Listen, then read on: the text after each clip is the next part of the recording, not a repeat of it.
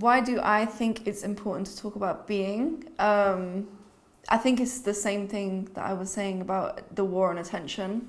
Mm-hmm. Yeah, it's like we have to bring our attention back to here now. And a lot of people, they're talking about everything but being. They're talking about politics and all these messed up things that are happening, and like, I don't know, it just feels like old news. When I think of being, I just think of awareness, you know, and going home, that's home, and just to go back to that. And that's so not in the culture, so it's so difficult to sort of recognise that again. It's an apparent journey to remember home. I feel like it's the point though, like we forget it on purpose, kind of. It seems kind of intentional that we forget, and then we find our way back. It's like a spiral, like you go outwards and then you go back inwards. Yeah, that's interesting, to look at it like that. Yeah, I think for me when I was a child, it like was just so confusing to me that no one else was seeing that this is so strange. Like this whole experience is so strange, like the experience of experience. Like just this happening now, like I found it so strange, and I couldn't believe that like no one else was seeing what I was like talking about it. Like they were kind of saying, no, what are you talking about? Like they were just like, this is just the reality, like talking about finances and all these things. And it's like, I don't know. I feel like children have that though, that idealistic kind of mentality, and like seeing every day as like a very special day and things like this. Oh, I've got a child, he's 7, and that is being, you know. But I see him slowly, surely, and I'm part of it, grinding that out of him, and it's really sad, you know. And it's the school are doing it, of course, mainly, but like we're robbing them of that every day a little bit more, you know, the culture, and you know. You literally see the light go out of their eyes. But you know what? It's a part of the. I believe it is. That's something I believe, that it's a part of the journey. Yeah, I think you're right. I think it does seem like that has to happen, kind of, almost. Otherwise, we would only know oneness. Yeah, exactly. You kind of have to come into form and have that experience, and then awaken from it.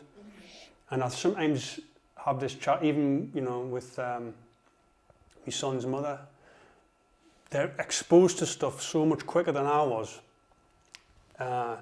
And that's frightening at times, but then you think, let's get this shit out of the way, and then we can get to the real thing, you know. So maybe it's a good thing, because these kids and the kids in his classroom, and they're so smart. I mean, way beyond what I was at that age. You know, it's like, so there is a positive thing there, and as long as the attention thieves don't completely get their way, I think the level of intelligence it's so much greater. I mean, it's so good that you're recognizing that, because the next generation is always going to be greater than the previous one, and that's why I feel like it's so important for us to keep encouraging them, keep saying like, this is your critical thinking, like keep being this intelligent being, you know, because then they can question the attention thieves.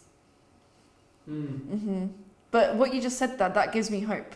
Well, that's what I was going to say. It's like hopeful, but like I do have, you know, before I was a parent, you tune into the narrative of, oh, they're just, you know, these young'uns, you know, and all that, which is total crap, you know. And when you actually experience them, I mean, you work in schools, haven't you? I was working in schools, and how do you feel about it then? It's convincing children that they have to stick to this horrible reality that is like so not good. Clearly, there's war, there's genocide, there's things like this going on, instead of encouraging them to think about a better world. And I feel like that's what's important for me, is instilling that like confidence that they can change the world, you can change the world, and this is a precious place to be, and you can show up every day like this is your kingdom, because it is your kingdom. And that I want to mention the inner and the outer, how the inner and the outer is the one and the same. This outward experience is the same as your inward experience. There's no separation between any of this. This is all you. And I think school, obviously most people don't know that. They think the outer world is separate from the inner world, and so they think that things happen to them. It's all for you, isn't it? So it's all through you. But that is so opposite of what is being shown and taught in the culture, you know. total opposite.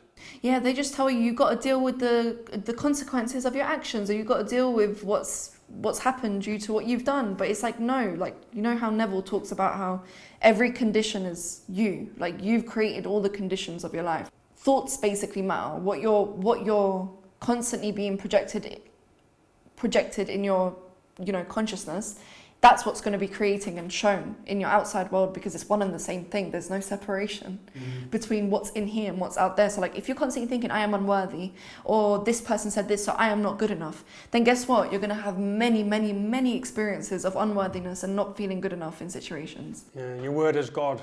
So everything you say to yourself, that's what you're going to see. I think being is also relaxing. You got to relax. You got to really relax, because when you're relaxed, what is that saying? What is that projecting? That's projecting that you're satisfied, that you're fulfilled, and then you begin to get that reflected. And I feel like we should teach our children that. Yeah.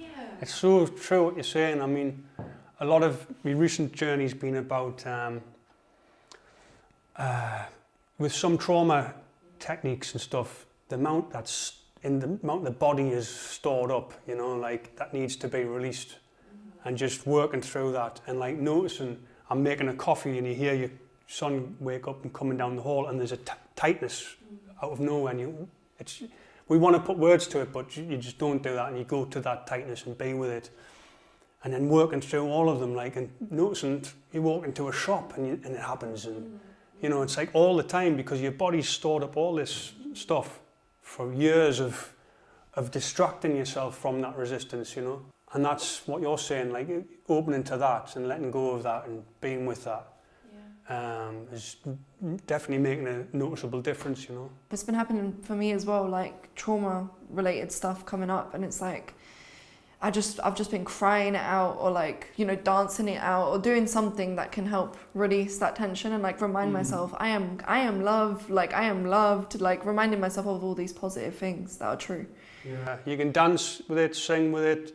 I think the important thing is you're with it, rather than going, where's my phone, where's the TV, where's the alcohol, you know, which was my old one, alcohol, you know. Like, for me it was weed. Yeah, and just kind of get rid of that, don't be with it, you know. But that's what we're taught, isn't it? Yeah, you know, that is what we're taught. It's like, you can see how everyone's story is like so based on their traumas and like their belief systems and like all the things that they've experienced. Do you ever notice when people say, oh yeah, but that always happens, that's never going to stop happening because it's always happened to me, that's always going to be the case? But I'm just like, no, that's because you keep saying that to yourself. That's because you keep feeding into that mindset that always happens. So of course that's going to always happen, my love. Like, you're never going to see anything different. I have the ability to create like the creator has, where I say something and it just is. No separation between what is and what this is. You and what is one and the same thing. You are not separate from this world that you see. This appears separate. Like, of course there's air and like you can feel the physical objects around you and stuff, but it's not separate. That's an illusion of senses. It's actually just one. All of it's one. So whatever you say, whatever you choose, whatever you decide, like, I am sick, I am sick, I am sick. I'm depressed, I'm not worthy, you know. You're going to be depressed, not worthy, or they did me wrong, you know, blaming others. Okay, cool, they're going to keep doing you wrong. Yeah, the others will keep doing you wrong. Exactly, and like God is always literally saying like, yes, yeah, exactly. Or like, for example, I'm waiting for the love of my life. Guess what God's going to say? Yeah, waiting, yes. Keep waiting. Keep waiting, exactly. It's literally, you have to decide finally, once and for all, my word matters and what I choose matters. And when I choose something, it is done. There's no separation between what I choose and what is. Speaking of which, like, I mean, I find like the enlightenment thing,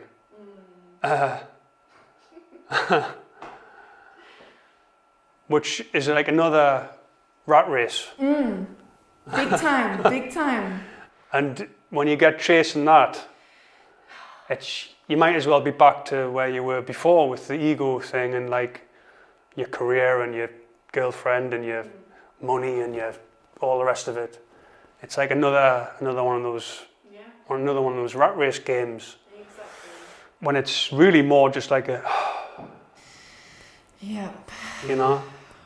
But like they would have you believe that you have to do all these things to get to it, you know. No.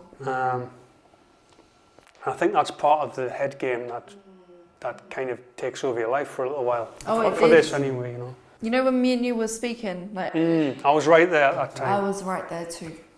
You were a bit further down the rat race path. Yeah. I mean, I'm glad it happened to me so young, so that like, I mean, that's another story though, isn't it? It's like, I noticed it more when I moved back in with my parents. You know how Ram Dass says, if you think you're enlightened, go live at home for 2 weeks. Oh my God.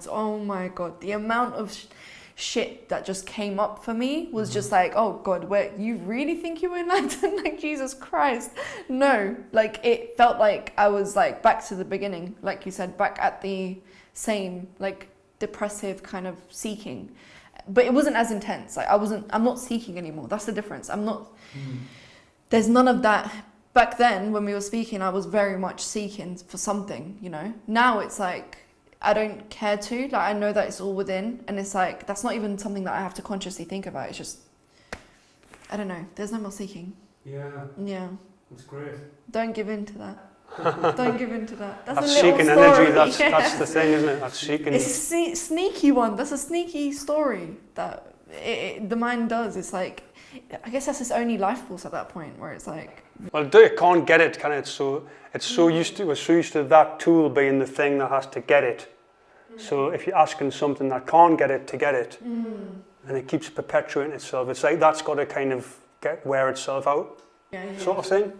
And honestly, I think that's my biggest advice, is let it wear itself out. It will wear itself out eventually. Like, I don't even think it takes time. I think it's just the more you relax, the more you keep relaxing, I think that's just going to keep wearing itself out. And I think there's this is what I find weird, is the thing that pops up to say, relax, you know, go back home, you know, there's that interruption accelerates so that more and more that interruption comes in. What is it that's interrupting?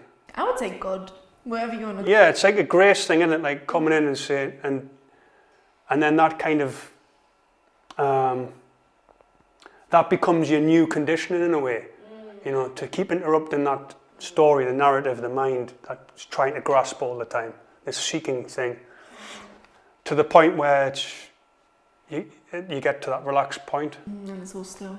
You know, I think that we are blessed, every one of us in this room right now, that have come to this knowledge somehow, like have resonated with this. I think we're so blessed. I think that we've been given like the biggest grace of the universe to even know this, you know, to even resonate with this. Well, I just have one other friend who I can have these conversations with. Oh, so you don't really talk about it? One person, my mother as well, she's open to these conversations. So that shows you the level that it's just, I don't think even thought about or understood or wanted. I think love is really the answer though. Like just love itself, I think, is literally what this is made out of. You know, you mentioned Rupert Spira. So he's got that thing about the two characters, King Lear and then John Smith. Who's that? So he's like, John Smith's this actor, and every night he goes and plays King Lear in the local theatre, you know. And he uses this as an analogy to show us, like, most people are going around just completely believing they're King Lear. They haven't realised, actually, no, I'm John Smith. Have you heard him talk about that before? No. It's a really good one. Because you can, once you're aware of that, I'm John Smith, really, I'm awareness, really, then you can have fun with King Lear. But if all you know yourself is King Lear, it's pretty miserable, you know. I mean, you're literally stuck in imagine you're the projector of all of this, and then you get stuck in the projection. Projection, yeah. It's like, you can't change the projection, you can only change what's being played from the projector. Yeah. And you are the projector itself. So that's a way you can be both, by going, oh, well, yeah, King Lear enjoys this and that and whatever, and I can do that and have fun with it because I know the real deal is, you know. So you can absolutely be both. And it can be so fun. This whole experience can be so fun. There's nothing we need to resist here, basically. And we come into this world resisting, don't we? We're literally born and we're already like, oh, like this is horrible. Like, I'm in this like tiny little body and like, you know, they're crying because they're not used to that, you know, very confined type experience. So it is very resisting for us to even be alive, because we're in a body where like it feels so small in comparison to what we really are. That's why like Neville always says, don't look to this world to give you that like confirmation that what you're dreaming is done. Like it's been done. The moment you've even had the conception of it, it was done. Just like how when God said there is light, then there is light.